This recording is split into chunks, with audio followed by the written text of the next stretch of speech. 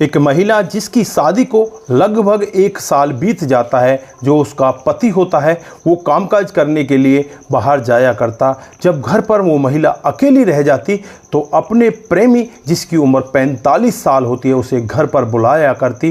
दोस्तों, ऐसे ही धीरे धीरे समय बीत रहा होता है और एक दिन का वाक्य होता है जब अड़ोसी पड़ोसियों के जरिए पति को ये सब पता चलता है कि तुम्हारे घर में एक 45 साल का दाढ़ी वाला व्यक्ति आता है और तुम्हारी पत्नी के साथ पता नहीं किस तरह के रिलेशन में है। पति को बहुत ही ज़्यादा दुख होता है। उसके बाद वो पत्नी से ये कह देता है कि अगर आज के बाद दोबारा मैंने इस व्यक्ति को यहाँ पर देखा तो ठीक नहीं होगा, मैं तुझे तलाक दे दूंगा।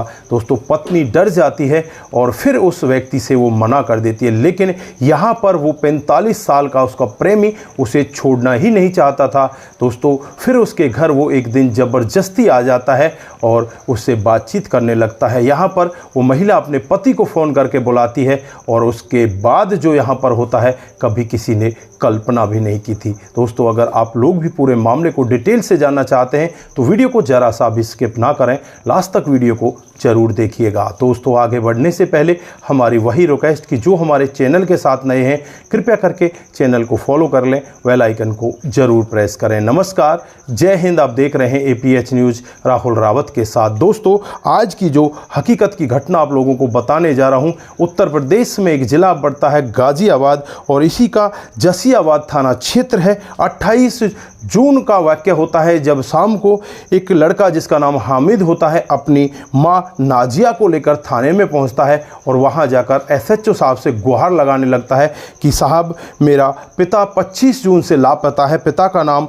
अब्दुल वाहिद है जिसकी उम्र 45 साल है। पुलिस अपनी जांच पड़ताल में लग जाती है। पुलिस तमाम तरह की कोशिशें करती है लेकिन पुलिस के हाथ बिल्कुल खाली होते हैं। फिर पुलिस यहां पर इस व्यक्ति के मोबाइल की जो कॉल डिटेल है उसे निकालती है। लास्ट लोकेशन को जांचा जाता है तो पता चलता है ये एक महिला के साथ काफ़ी दिनों से बातचीतों में, हर दिन उस महिला से बातचीत किया करता और जब ये गायब होता है लास्ट बार बातचीत भी उसी महिला के साथ होती है। दोस्तों, महिला का नाम प्रियंका होता है जिसकी उम्र 31 साल होती है।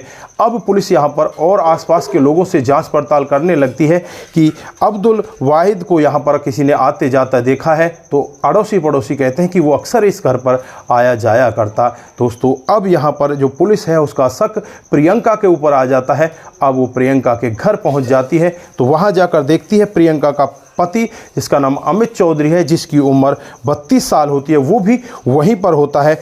दोस्तों, अब यहाँ पर पुलिस अपनी जांच पड़ताल को और तेज करने के लिए प्रियंका को गिरफ्तार कर लेती है और गिरफ्तार करके उससे कहती है कि सारे सबूत तुम्हारे खिलाफ मिल चुके हैं, तुमने अब्दुल वाहिद को कहाँ गायब कर दिया, वो कहाँ है, उसके बारे में हमें जल्दी से बताओ, नहीं तो हम अपने रवैये से तुमसे निकलवा लेंगे। दोस्तों, अब यहाँ पर प्रियंका एकदम से टूटने लगती है और टूटकर एक ऐसा सत्य बताती है जिसे सुनकर हर कोई व्यक्ति दंग हो जाता है। प्रियंका कहने लगती है कि साहब, मेरी शादी को हुए 1 साल हुआ है लेकिन मेरी मुलाकात अब्दुल वाहिद से 2 साल पहले होती है जब ये कामकाज करने के लिए हमारे पास आता है और मैं इससे मिल जाती हूँ। उस दिन के बाद से अब्दुल वाहिद और मेरे दोनों के आपस में संबंध बन जाते हैं, एक दूसरे के साथ पति पत्नी जैसे संबंधों में रहने लगते हैं। धीरे धीरे समय बीतने लगता है और समय के साथ ही मेरी शादी यहाँ पर अमित चौधरी के साथ हो जाती है।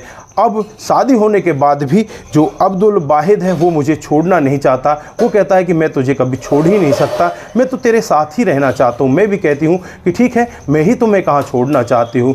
दोस्तों, धीरे धीरे समय बीतता रहता है और एक दिन का वाक़या होता है जब अमित चौधरी से उसका एक पड़ोसी उसे रास्ते में रोककर यही कहता है कि तुम्हारी पत्नी का जो चाल चलन है हमें ठीक नहीं लगता। एक दाढ़ी वाला मौलवी यहाँ पर आता है और वो तुम्हारे घर के अंदर चला जाता है।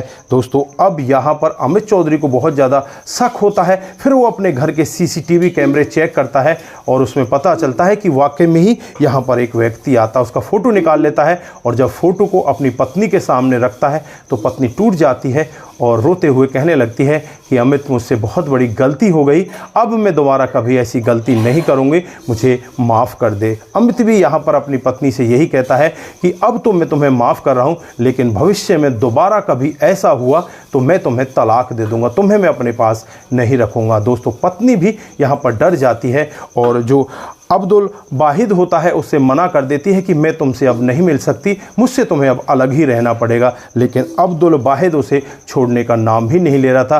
वो कहता है कि मैं तुम्हारे बगैर नहीं रह सकता। जबकि अब्दुल वाहिद शादीशुदा होता है, उसके कई बच्चे होते हैं, पत्नी होती है, उसके बावजूद भी अब्दुल वाहिद यहाँ पर अवैध संबंध बनाकर रखना चाहता है। दोस्तों फिर एक दिन का वाक़या होता है 25 जून को, जो अब्दुल वाहिद है वो सीधे यहाँ पर इस महिला के घर पहुंच जाता है और यहाँ प्रियंका से बातचीत करने लगता है। लेकिन प्रियंका यहाँ पर इसे मना करने लगती है। प्रियंका चुपके से अपने पति को फ़ोन कर देती है और पति वहाँ पर आ जाता है। जब पति वहाँ पर आता है तब भी यहाँ पर ये अब्दुल वाहिद यही कह रहा था कि मैं तुम्हारे साथ ही रहना चाहता हूँ। अब यहाँ पर पति को भी गुस्सा आता है, इधर पत्नी को भी गुस्सा आ रहा था। अब पति यहाँ पर अपनी पत्नी से कहता है कि वो रॉड उठाओ और इसके सर पर मारो। यहाँ पर जो अब्दुल वाहिद है उसे ऐसा विश्वास था कि ये पत्नी अब तेरे ऊपर रॉड नहीं मारेगी, क्योंकि ये तो तेरी प्रेमिका है, ये तेरे ऊपर रॉड कैसे मार सकती है, 2 साल से तेरा इसके साथ संबंध है। लेकिन यहाँ पर पत्नी अपने पति को ऐसा दिखाने के लिए कि मैं तुमसे प्यार करती हूँ, एक रॉड उठाती है और रॉड उठाकर अपने प्रेमी अब्दुल वाहिद के सर पर मार देती है। दोस्तों जैसे ही रॉड सर पर लगती है अब्दुल वाहिद ज़मीन पर गिर जाता है। वो रॉड की चोट उसे इतनी गहरी लगती है, वहीं पर उसकी मौत हो जाती है। अब तो इन दोनों पति पत्नी के पैर फूलने लगते हैं। अब ये करें तो क्या करें, ये कुछ भी नहीं कर पाते। फिर यहाँ पर ये दोनों के दोनों इस डेड बॉडी को उठाते हैं, अपनी कार में रखते हैं। कार में रखने के बाद जो बुलंदशहर का जंगल होता है उस जंगल में जाकर उस डेड बॉडी को फेंक कर वहाँ से चुपचाप आ जाते हैं। दोस्तों जब पुलिस ये पूरा मामला सुन रही होती है तो पुलिस यहाँ पर प्रियंका की तहरीर पर ही प्रियंका के पति के खिलाफ भी मामला दर्ज कर लेती है। तुरंत ही उस बुलंदशहर के जंगल में जाया जाता है, इन दोनों को साथ में ले जाकर जाया जाता है। और वहां जाने के बाद जब डेड बॉडी को लोग वाग देखते हैं, पुलिस देखती है, तो उस डेड बॉडी में बदबू आने लगी थी। क्योंकि 25 जून का ये वाक़या होता है, 28-29 जून अब यहाँ पर आ चुका होता है। तो कई दिन बीत जाने के बाद तो डेड बॉडी में बदबू तो आनी बनती थी। दोस्तों उसके बाद उस डेड बॉडी को उठाया जाता है, उठाकर उसे पोस्टमार्टम के लिए भेज दिया जाता है। इधर जब अब्दुल वाहिद के पत्नी को पता चलता है और घर वालों को पता चलता है कि इस तरह से हमारे अब्बू के, हमारे पति के अवैध संबंध किसी और महिला के साथ चल रहे थे, तो वो भी यहाँ पर अपना सिर नीचे कर लेते हैं और कहने लगते हैं कि हमें नहीं पता था कि हमारे अब्बू के भीतर इतना बड़ा भैंसी दरिंदा छुपा हुआ है, जो अपनी पत्नी के, अपने बच्चों के होते हुए भी दूसरी गैर पत्नी के साथ इस तरह के संबंध रखता है। दोस्तों वहाँ पर भी लोग वाग रो रो कर ये सब बयान कर रहे होते हैं।